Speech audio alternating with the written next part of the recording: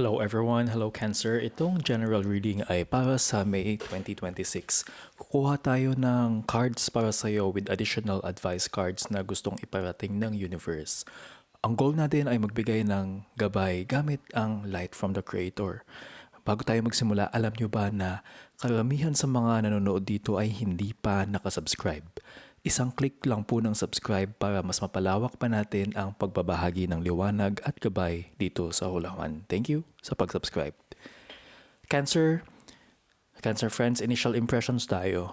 Mukhang kampante ka ngayong Mayo pero baka sa sobrang kampante mo ay nakakalimutan mo na ang mga tao sa paligid mo. May konting disconnect na mangyayari sa mga taong malapit sa iyo na kailangan mong ayusin agad. Minsan kahit maliit lang ang effort mo ay okay na ang pakiramdam mo pero tignan mo rin kung sapat ba ito para mapanatili ang mga relasyon mo. Huwag mong hayaan na maging passive ka sa lahat ng oras dahil baka maiwanan ka ng panahon. Ang pagiging indecisive mo sa usaping pera o material na bagay ang pwedeng pagmulan ng hindi pagkakaunawaan. Kailangan mong maging mas malinaw sa mga desisyon mo para hindi maguluhan ang mga kasama mo sa buhay or sa bahay o sa trabaho ngayong buwan. So you have the Queen of Swords reversed. Nitong nakaraan, naging medyo malabo ang komunikasyon mo o naging masyado kang matalim magsalita dahil sa bugso ng emosyon. Baka naging bias ka sa mga desisyon mo imbes na gamitin ang lohika mo noong mga panahon yun. Naging mahirap para sa iyo na maging objective dahil sa mga personal na nararamdaman mo na daladala mo hanggang ngayon. Pwedeng may mga taong kang nasaktan o kaya ikaw mismo ang nasaktan dahil sa mga maling akala at hindi pag-uusap. Ito yung phase na parang naging cold ka sa iba para lang protektahan ang sarili mo mula sa sakit. Hindi naging madali, hindi naging matiwasay ang mag-isip ng malinaw nung mga panahong yun dahil sa gulo ng isip mo at ng mga tao sa paligid mo noon. You have the Ten of Pentacles reversed. Ngayon naman, nakakaranas ka ng konting instability pagdating sa pamilya o sa iyong financial.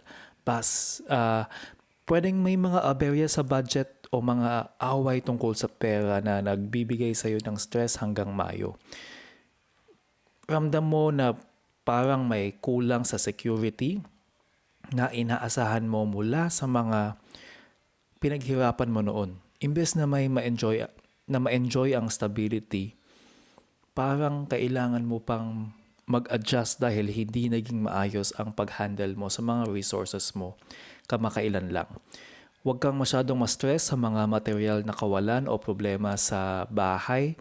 Ang mahalaga ngayon ay ayusin mo ang relasyon mo sa mga taong kasama mo para hindi lumala ang gulo sa loob ng tahanan niyo ngayong buwan.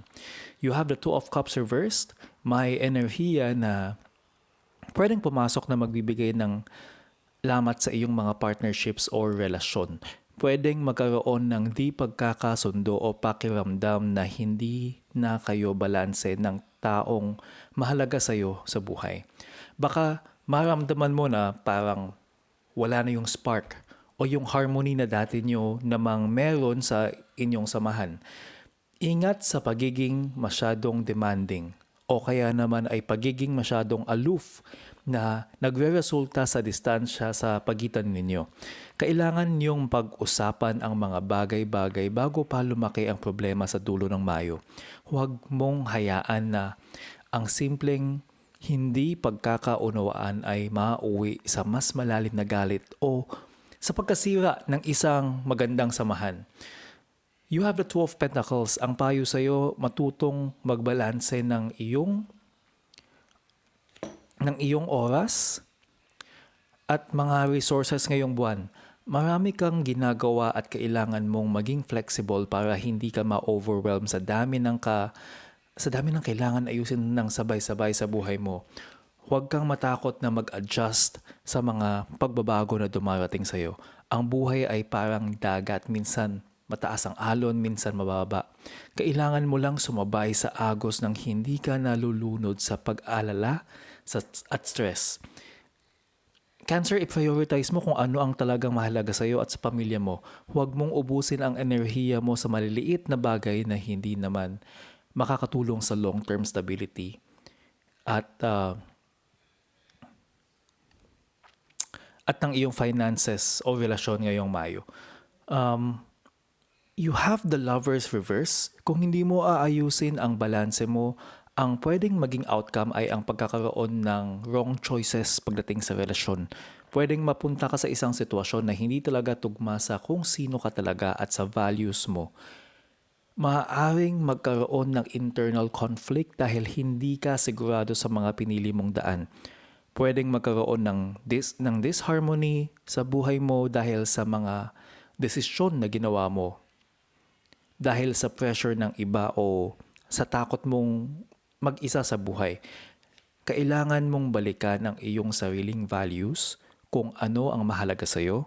Siguraduhin mo na ang pinipili mo ay yung magbibigay sa iyo ng totoong kapayapaan. Hindi lang yung pansamantalang lunas na sa lungkot or problema mo.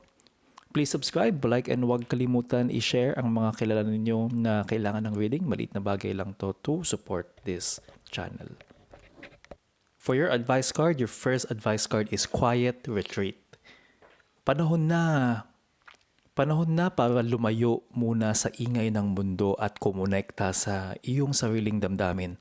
Ang pagbibigay ng oras para sa sarili ay makakatulong para luminaw ang isip mo kung ano ang susunod na dapat mong gawin. Ito ang kailangan mo para maayos yung disconnect na nararamdaman mo sa paligid. Minsan, kailangan mo munang makipag-ugnayan sa sarili mo bago ka maging maayos sa pakikitungo sa ibang tao ngayong buwan. Your next advice card is Windfall of Abundance. May dumarating na biyaya sa iba't ibang anyo. Minsan ay hindi mo inaasahan maging bukas sa pagtanggap at alamin na ang biyayang ito ay suporta sa iyong life purpose at kalusugan. Huwag kang masyadong matakot sa mga problema sa pera. Ang universe ay may paraan para punan ang mga kulang mo. Basta't marunong kang tumanggap ng tulong ng may bukas na puso. Your next advice card is Mistakes. Paalala ito na okay lang magkamali sa mga desisyon mo noon. Huwag mong pahirapan ang sarili mo. Bigyan mo ng laya ang iyong inner child na matuto mula sa mga pagkakamali ng walang takot o sumbat sa sarili. Konektado ito sa past mo na medyo malabo. Nagkamali ka man sa nasabi o nagawa mo, part yun ng paglago mo bilang tao.